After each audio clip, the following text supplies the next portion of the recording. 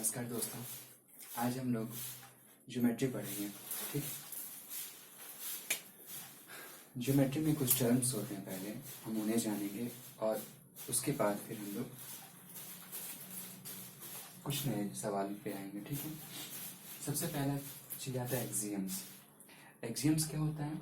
तो इसका डेफिनेशन है the basic facts which are taken for granted without proof are called axioms.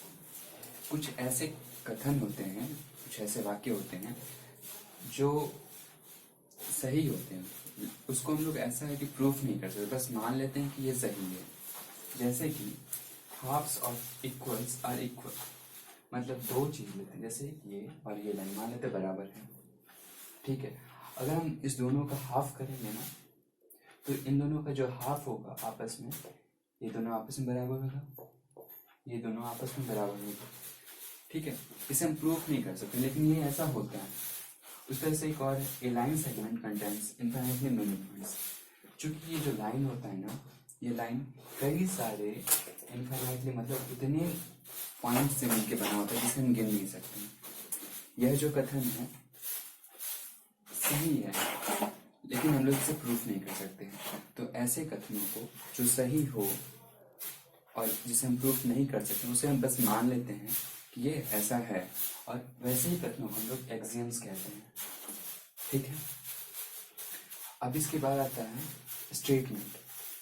आमतौर पे हम लोग जो दैनिक जीवन में बोलचाल की भाषा में स्टेटमेंट कहते हैं, उसका मतलब क्या होता है कि उसमें हम लोग ऐसी बातों को बोलते हैं जो सही भी हो, गलत भी हो, और ऐसा भी जो गलत और सही दोनों हो। जैसे मेरा नाम प्रभात है, ये सही हो सकता है और हो सकता है मेरा नाम प्रभात ना भी हो। ठीक है, और जैसे आज बारिश होगी, तो ये संभावना है, बारिश हो सकती है, हुई तो सही हो गया, नहीं हुई तो गलत हो गया, लेकिन यहाँ पे होने की संभावना है। एग्जैक्ट नहीं बता रहे कि ये होगा ही या फिर नहीं होगा। जैसे आज बारिश होगी, बारिश हो रही है, ये कहे तो इसका मतलब ये है कि बारिश हो रही है, ये सही हो सकता है, और नहीं हो रही है तो कहीं गलत है स्टेटमेंट। बारिश होगी ये संभावना है, उसमें गलत सही दोनों है, और नहीं होने की संभावना, तो वो स्टेटमेंट नहीं कहलाता।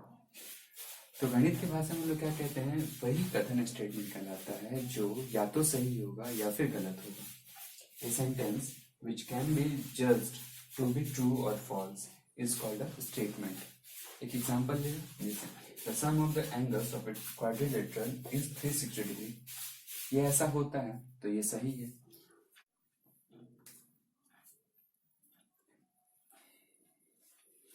तो हम लोग दो चीज अब तक जान चुके हैं, एक्सियम्स और क्या, स्टेटमेंट। एक्सियम्स क्या था वो तो हम अभी जस्ट पढ़े हैं कि एक ऐसा स्टेटमेंट जो हमेशा सही होता है और हम इसे प्रूफ नहीं कर सकते।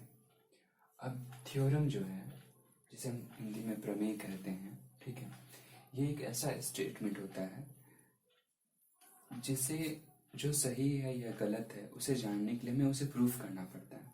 ठीक है, अगर वो प्रूफ हो जाता है कि सही है, तो ये जो प्रक्रिया होती है ना कि प्रूफ करना, तो इसे हम लोग कहते हैं प्रूविंग ऑफ द स्टेटमेंट, या फिर हिंदी में कहते हैं सत्यापित करना प्रमेय को। ठीक है, इसी चीज को लिखा है मैंने, statement that requires a proof. जो सही है या गलत है वो जानने के लिए हमें उसे प्रूफ करना पड़ेगा, तब हम बता पाएंगे वो सही है या गलत। ठीक, is called a theorem. Establishing the truth of a theorem is known as proving the theorem. अब एक चीज और है कि हम थ्योरम को जो प्रूफ करते हैं ना, वो एक्सियम्स की मदद से ही करते हैं प्रूफ। ठीक है, एक इसमें है एग्जांपल मान लेते हैं, the sum of all the angles of a triangle is 180 degree. हमने पिछला स्टेटमेंट में भी ये एग्जांपल लिया था। उसमें क्या था, हमारा उद्देश्य कि ये देखना था कि ये जो स्टेटमेंट ये सही है या गलत है, ये सेंटेंस जो है वो सही है या गलत है। अगर दोनों में से कोई एक हो रहा है तो ये स्टेटमेंट है। तो हमने देखा वहां पे स्टेटमेंट था।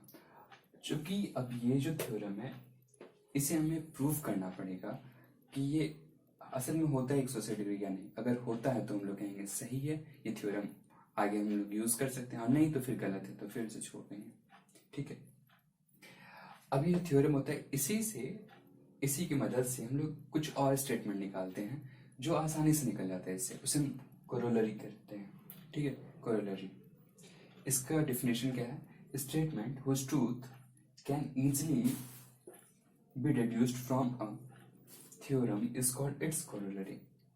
आमतौर पे आप अगर गणित के बुक, मैथ के बुक देखेंगे तो उसमें थ्योरम जब भी दिया रहता है ना, तो उसके नीचे 1-2 पॉइंट कर करके कोरोलरी भी दिया रहता है, क्योंकि ये इसी थ्योरम का एक भाग होता है जो अलग ढंग से कहा जाता है, तो फिर मिल जाता है। ठीक है, चलिए अब आगे देखते हैं। फिर इसे एक बार स्क्रीनशॉट लेना चाहें तो ले सकते हैं। ठीक है,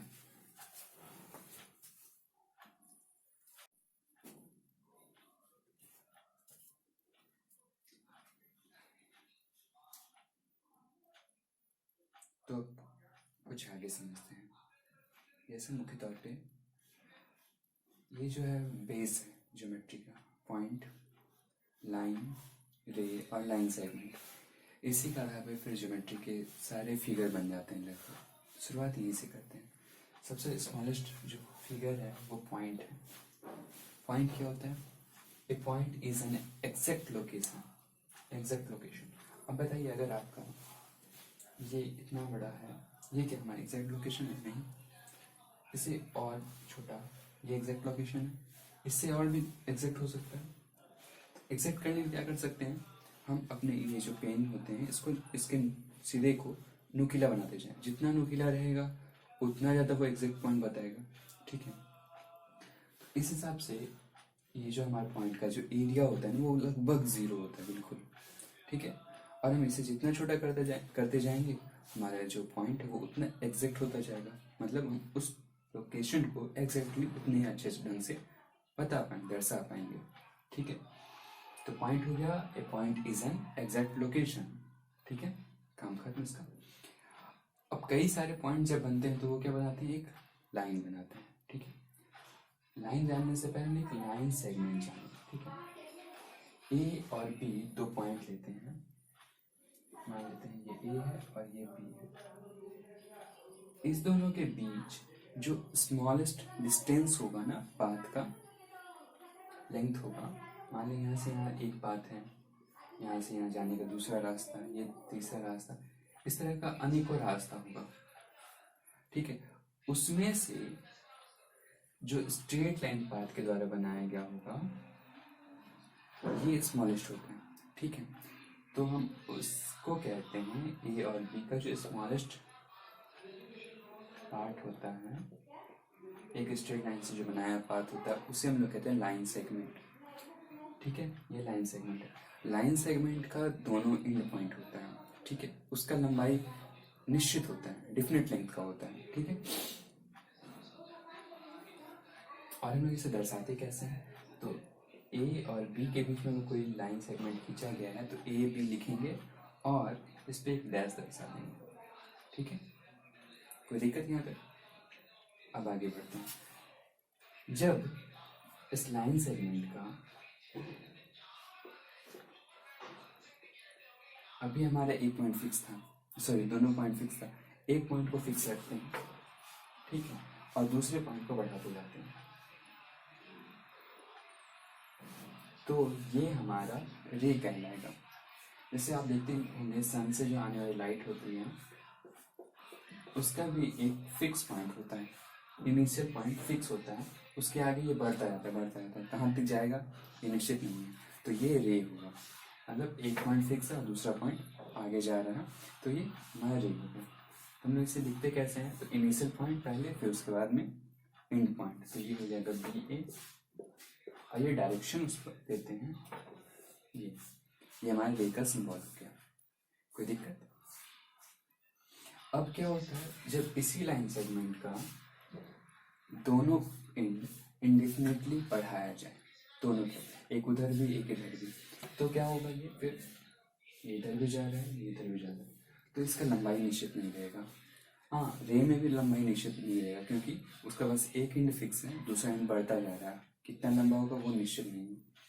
यही वजह है कि हम लोग इसको पेपर पर नहीं दर्शा सकते पूरे लाइन को, हम लोग क्या करते हैं, उसको सिंबलाइज बस करते हैं कि हाँ ये हमारा रे है, ये हमारी लाइन है, बस सिंबलाइज करते हैं, उसे हम बिल्कुल पूरी तरह से दर्शा नहीं सकते हैं। अब देखिए ये ए बी है, तो हम इसे कहते हैं ये हमारा लाइन हो जाएगा, क्योंकि इसका दोनों इंड इंडेफिनिट तौर पे बढ़ता जा रहा है, जितना बढ़ा सकें हम लोग। इसे लिखेंगे कैसे, ए और बी हमारी जो लाइन है, एक डैश ऊपर देंगे और ये ऐसा दे देंगे एरो, मतलब ये इधर भी जा रहा है और ये इधर भी जा रहा है, तो ये हमारा हो गया लाइन। डिफिनेशन पढ़ने की ज़रूरत है, देख लीजिएगा, पढ़ लेता हूँ। रे जो हो गया, a line segment A B when extended indefinitely in one direction is a ray A B, ठीक है, ये सिंबल याद रखिएगा। उस तरह से a line segment A B when extended indefinitely in both directions is called the line A B. कोई दिक्कत नहीं? तो फिर आगे देखते हैं।